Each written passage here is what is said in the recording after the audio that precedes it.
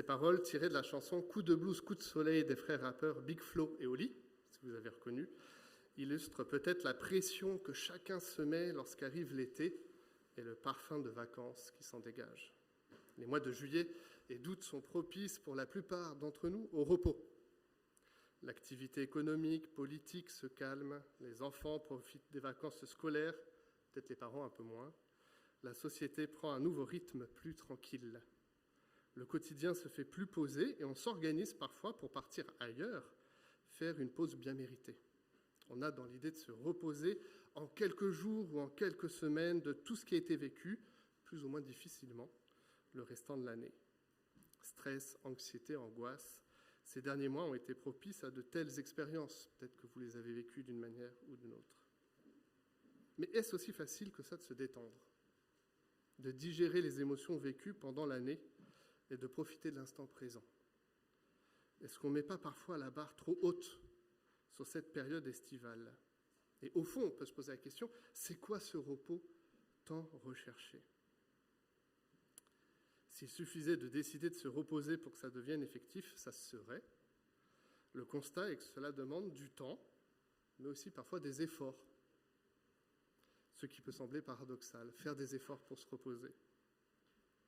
Dieu ne sait que trop bien notre difficulté à lâcher prise et à nous confier humblement en lui. Cela semblait si problématique qu'il en a fait un commandement, écrit par lui-même sur les tables de la loi donnée à Israël. Souviens-toi du jour du sabbat pour me le réserver. Tu as 6 jours pour travailler et faire tout ton ouvrage.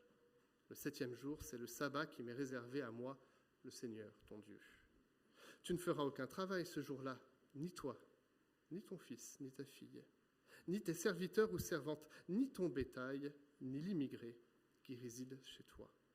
Car en 6 jours, j'ai créé les cieux, la terre, la mer et tout ce qu'ils contiennent. Puis je me suis reposé le 7e jour. C'est pourquoi moi, le Seigneur, j'ai béni le jour du sabbat et je veux qu'il me soit réservé. Exode chapitre 20. Derrière cette exigence posée, l'Éternel souhaite communiquer un élément important du repos de chaque humain. Et ça vient répondre à la question, on peut mettre la première diapositive, comment apprendre à se reposer. Cela passe inévitablement par une relation entre le Créateur et sa créature. Est-ce qu'au niveau des diapos, ça marche? Après, c'est pas hyper important. C'est juste des photos pour vous faire rêver, il n'y a pas d'autre chose que ça.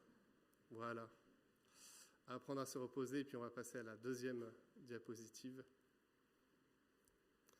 Et on va essayer de voir ensemble ce que ça veut dire. Au sens littéral, le mot sabbat ou shabbat signifie s'arrêter. S'arrêter pour faire face à notre Seigneur et entrer en relation avec lui. Les temps d'arrêt qui nous sont offerts devraient donc servir de belles opportunités de nous rapprocher de lui, de nous mettre à son écoute, de nous réjouir de ses bienfaits et de contempler ses œuvres. Malheureusement, c'est souvent dans le sens contraire que nous agissons. Nos repos sont l'occasion de faire tout ce que nous avons dû remettre faute de temps. Il nous arrive alors d'être plus fatigués à la fin des congés qu'à leur début. S'arrêter, ça n'est pas simple. C'est quelque chose qui s'apprend. Blaise Pascal, le célèbre philosophe, résume bien cette tendance naturelle à l'activisme que nous avons chacun, je pense. Tout le malheur des hommes vient d'une seule chose, c'est de ne pas savoir demeurer en repos dans une chambre. L'ennui, la difficulté de se mettre tout seul et d'attendre. Cela s'explique parce que le silence peut être angoissant à bien des égards, tout comme le fait de cesser nos activités. Je me suis repris plusieurs fois pendant mes vacances, les 2 dernières semaines, à me dire « Mais pourquoi tu réfléchis à ça ? Pourquoi ça continue à trotter dans ta tête ? Attends !» Le repos devient alors une discipline qu'il nous faut exercer. C'est dans ces instants d'éternité, pour reprendre l'expression de Peter Scazzero, dans la présence du Seigneur, que nous sommes totalement ressourcés, que la paix et la sérénité viennent faire leur place dans nos cœurs. Et bien des témoignages bibliques s'accordent sur cette vérité qu'il faut savoir s'arrêter pour entendre.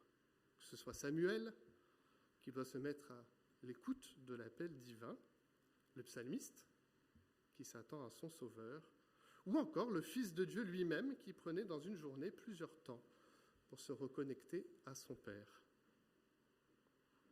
Non seulement la Bible nous invite à nous arrêter, nous, mais même à faire cesser nos activités pour que la terre elle-même se repose. En Lévitique chapitre 25, tous les 7 ans, il n'y avait pas à travailler la terre, mais simplement à jouir de ce qui avait été produit les 6 années précédentes. Et le jubilé nous appelait à une liberté vécue aussi, avec la terre, avec le prochain, avec l'étranger, avec l'esclave. Dans ce contexte d'enjeux climatiques, où nous devons apprendre d'abord nous-mêmes à nous reposer et à reposer la terre, ces textes ont encore du sens aujourd'hui. Alors, apprendre à s'arrêter, mais pour faire quoi ? S'arrêter dans le sabbat, ce n'est pas pour rien faire et juste demeurer debout à regarder le plafond ou le mur en face. On peut faire un certain nombre de choses lors de ces temps. On peut se souvenir, notamment. On peut passer à la diapo suivante. C'est dans ces moments privilégiés, dans l'intimité de ce cœur à cœur avec notre Dieu, que se révèle et se rappelle la joie et le bonheur. Se rappeler de ce que Dieu a fait, de ce que j'ai pu, moi, accomplir ou faire grâce à lui, mes projets, les défis surmontés.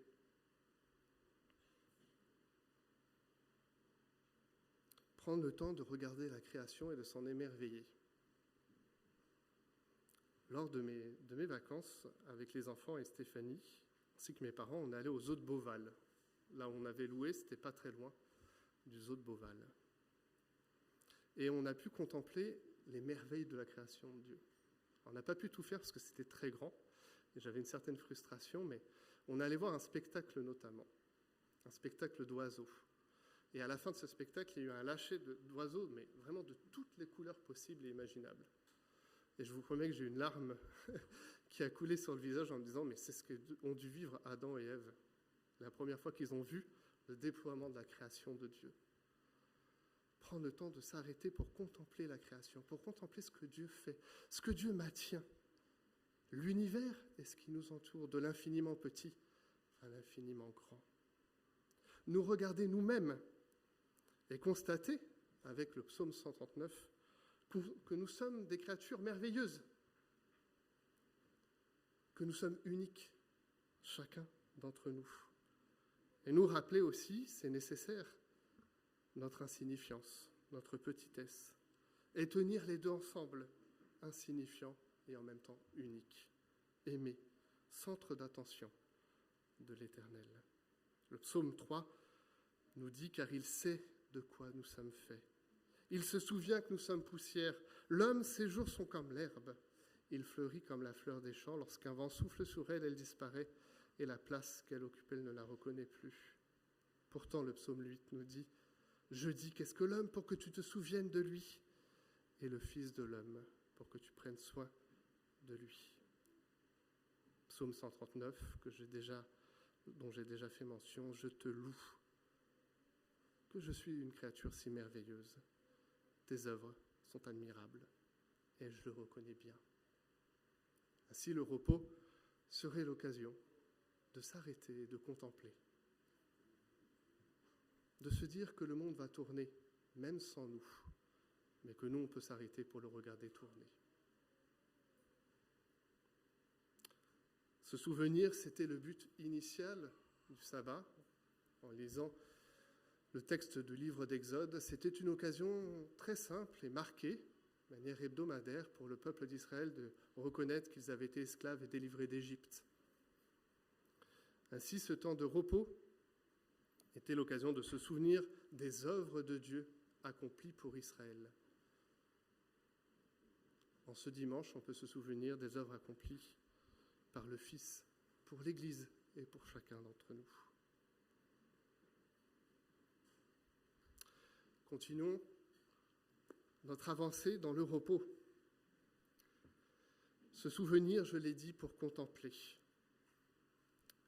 Contempler, c'est regarder, mais aussi exprimer sa reconnaissance, sa gratitude pour les petites et grandes choses de Dieu.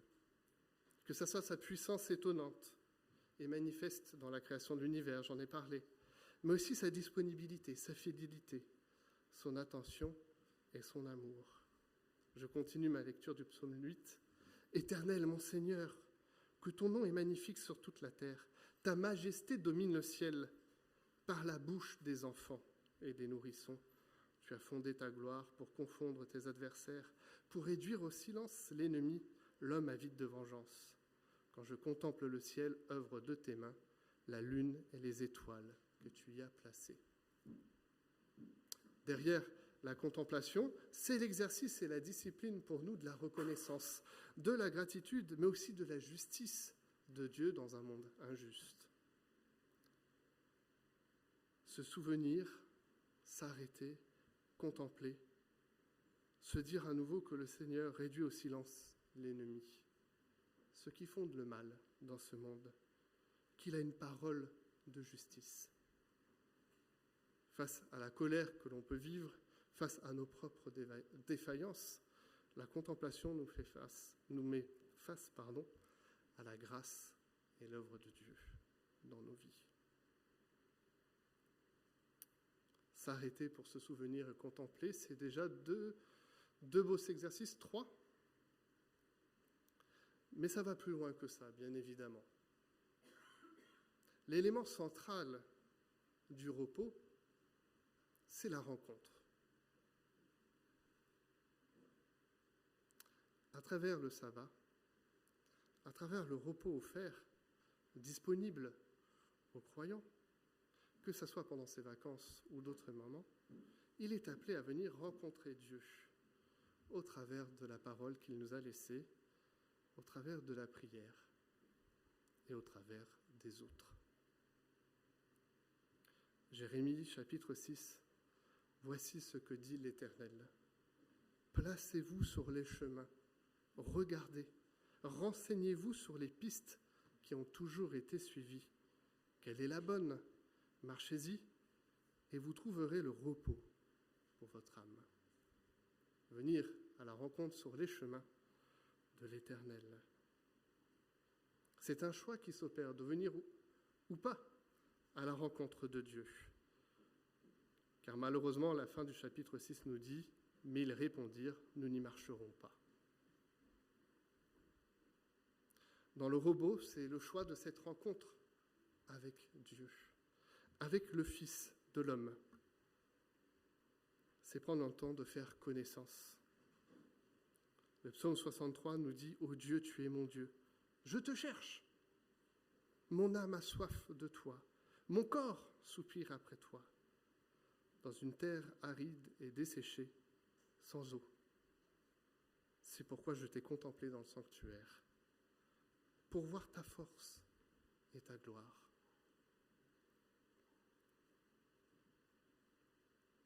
Quand je vous parlais de discipline, c'est que je crois qu'on peut être pris dans nos vies de manière tellement multiple qu'on en arrive à oublier les choses simples de la prière et de la lecture de la parole.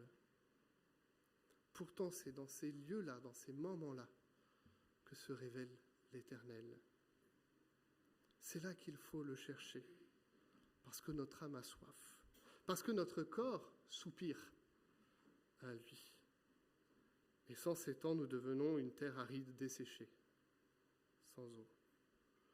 Venir dans sa présence, venir le connaître un peu plus. Je vous l'ai dit, c'est une rencontre avec Dieu, mais c'est aussi une rencontre avec l'autre, le prochain. C'est appelé à lui faire du bien. Vous vous souvenez de la lecture de la lettre Désolé, je reviens de vacances, donc il faut être gentil avec moi, je remonte doucement. Mais dans le livre de l'Exode, je vous ai lu que le temps de repos était pour la personne, mais aussi pour le fils, la fille, le prochain et l'étranger. C'était la possibilité de temps de qualité avec l'autre qui n'avait pas été vécu durant la semaine. C'était l'occasion de faire connaissance et de faire du bien à l'autre. Et je crois que c'est un sens fort de ce que révèle le repos biblique. Luc 6, un jour de sabbat, Jésus entra dans la synagogue et se mit à enseigner. Là se trouvait un homme dont la main droite était paralysée. Les spécialistes de la loi et les pharisiens observaient Jésus pour voir s'il ferait une guérison le jour du sabbat, afin d'avoir un motif pour l'accuser.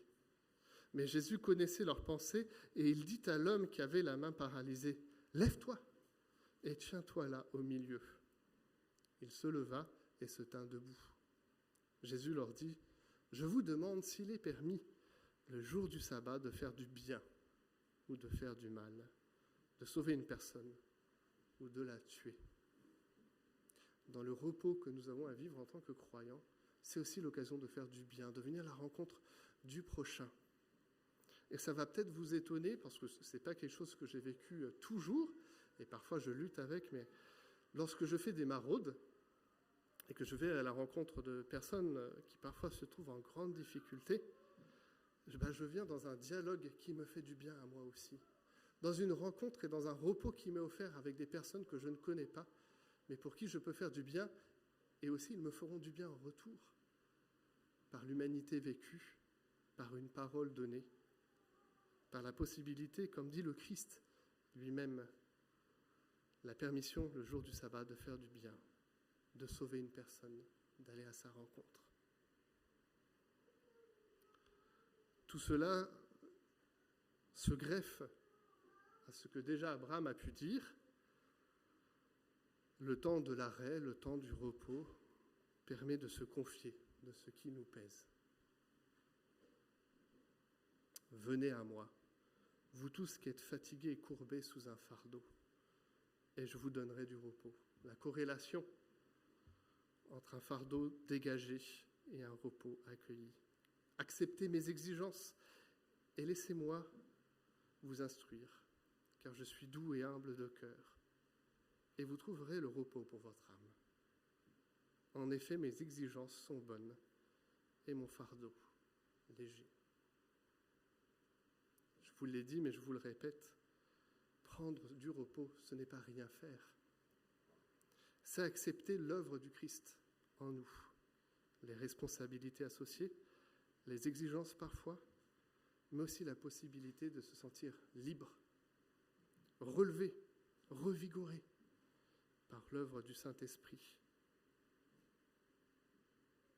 S'arrêter, c'est l'occasion aussi de faire un bilan de ce qui a été bien fait et de ce qui a été fait maladroitement, de demander pardon et d'accepter le pardon de Dieu, de venir poser nos fardeaux au pied de la croix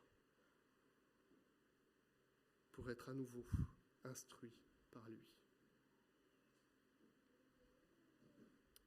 Alors tout cela, tout ce que je viens de dire, pouvoir s'arrêter, pouvoir se souvenir, se rappeler, pouvoir contempler, pouvoir rencontrer, pouvoir confier ce qui nous pèse, appelle à une définition de ce qu'est le vrai repos, le vrai sabbat aujourd'hui.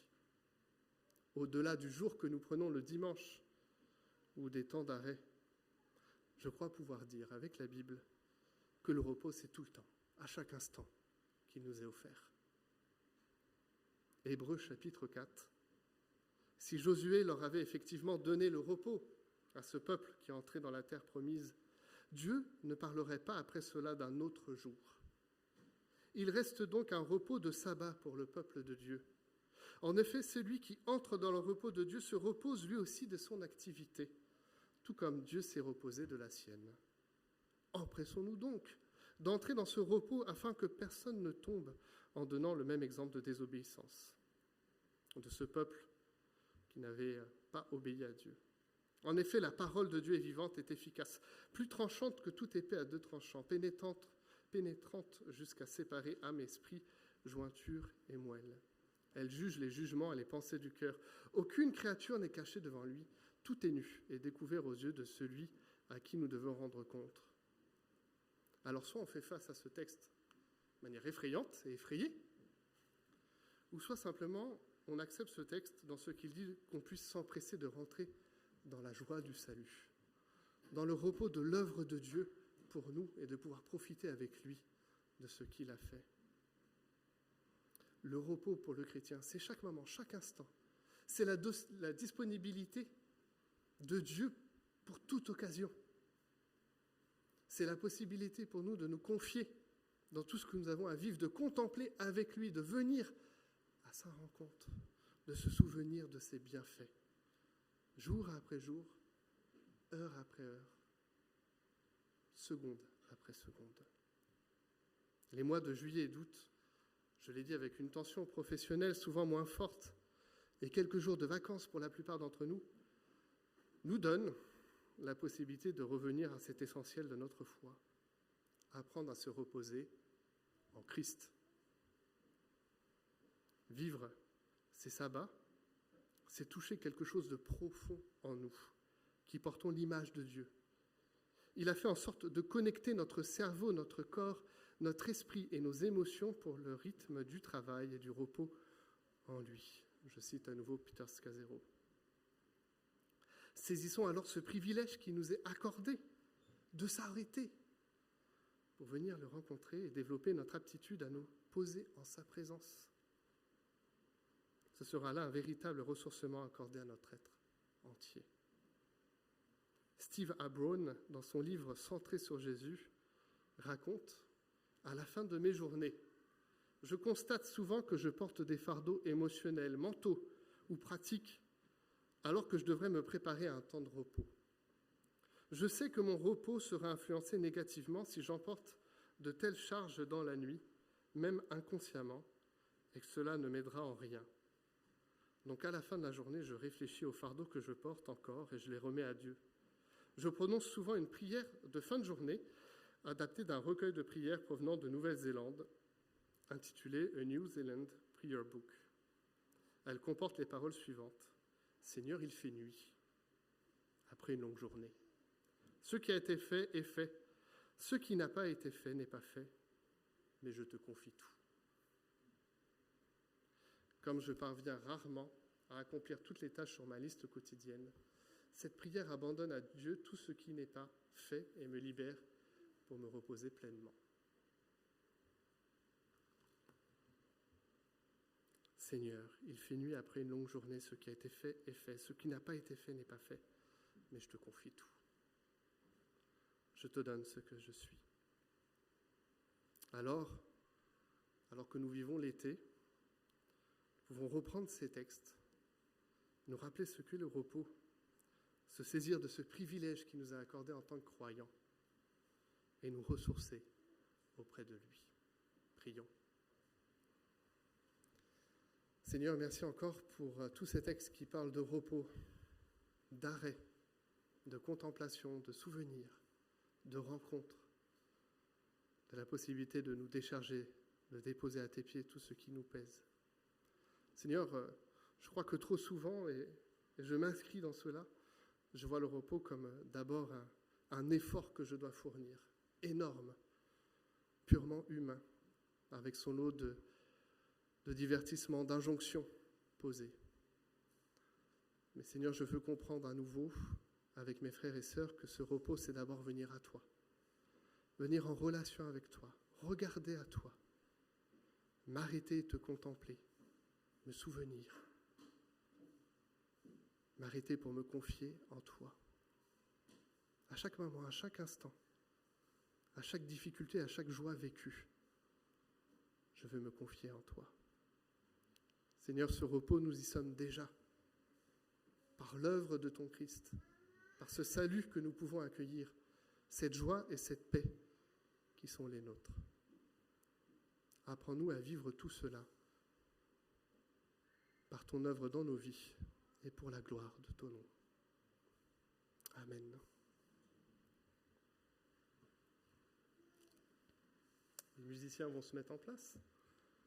et on va vivre un autre type de repos au travers de la Sainte Seine.